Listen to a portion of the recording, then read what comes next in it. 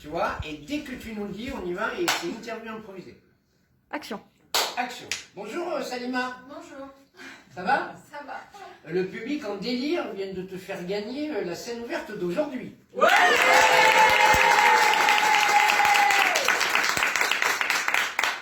Merci au public. Ça te fait plaisir? Énormément, ça fait du bien. Très bien, on va faire un ni oui ni non. Ok. Donc apparemment, tu as un spectacle écrit depuis pas mal de temps. Oui. Permis.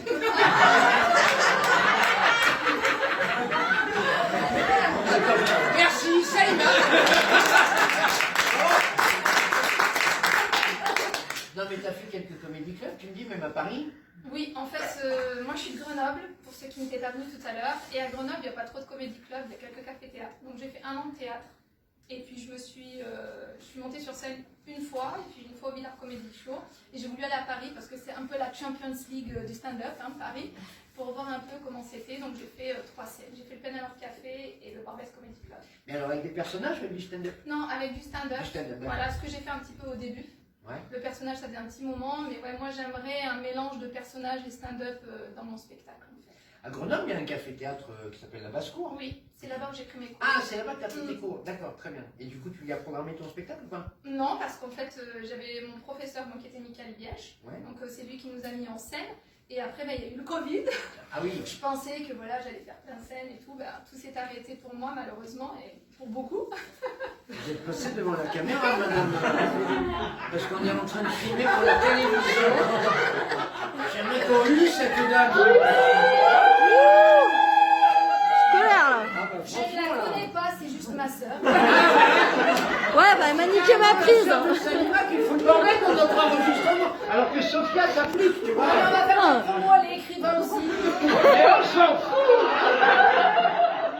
Donc Salima, ça veut dire qu'il y a tout un spectacle, que nous sommes dans l'après-Covid, enfin, on le souhaite, et que tu reviens un petit peu pour essayer de bosser avec ce spectacle-là, J'aimerais quoi. beaucoup. On est Oui, d'accord. vraiment, j'aimerais beaucoup. Moi, j'ai toujours voulu monter sur scène et comme je l'ai dit au début, mon papa, il m'a pas laissé cette chance parce qu'il avait peur. Pour lui, ouvrier, il fallait forcément réussir dans les études.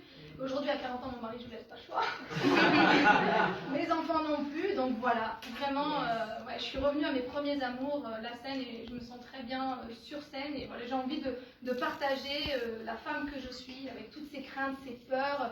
La fille française avec des origines maghrébines, de confession musulmane, qui ne fait pas peur, qui est là pour l'ouverture, la diversité, et vraiment faire en sorte que j'ai tout, comme ce public, comme le public d'aujourd'hui. Voilà.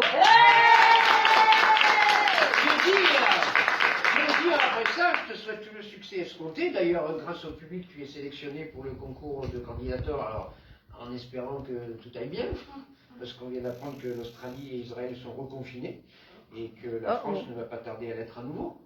Donc voilà, j'espère qu'on pourra faire notre concours en 2027 ensemble sans aucun problème. En tout cas, je fais exprès de traîner, d'habitude on fait 2-3 minutes, mais j'ai l'impression que ça t'emmerde un peu. Non, non, pas du tout. J'ai l'habitude. Le cadre est beau? Ça va. Hein. Très bien. Est-ce qu'on fait beaucoup, Salima et moi? Ah, je sais pas, il y en a un qui fait un peu. Mais bon. Très bien.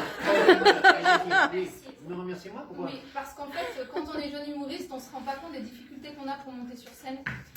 Moi, j'ai fait de la pub aujourd'hui pour qu'on puisse venir. J'ai une abonnée qui me suit sur Instagram. Je te remercie d'être venue. Ah, une abonnée Instagram, dis-le. Quand on est sur scène, il faut du piston, il faut connaître des gens. Moi, je suis arrivée sur Grenoble à Paris, je connaissais personne. Tu dois attendre 4 heures dehors pour passer 3 minutes. Ou patienter au Labo du Rire à 17h quand il n'y a personne qui vient jouer. Et avoir une scène comme aujourd'hui, moi je suis contente et je te remercie pour ça. Parce qu'effectivement, on n'a pas été sélectionné, c'est juste un message. Mais c'est le début pour plein de choses. Je peux te garantir, c'est arrivé à plein d'autres, il n'y a pas d'argent que ça t'arrive pas. C'était Salima.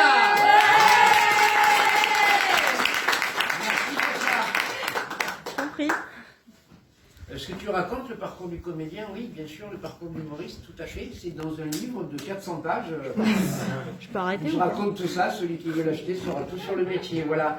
J'aimerais qu'on applaudisse à nouveau Salima. Ah, c'est bon.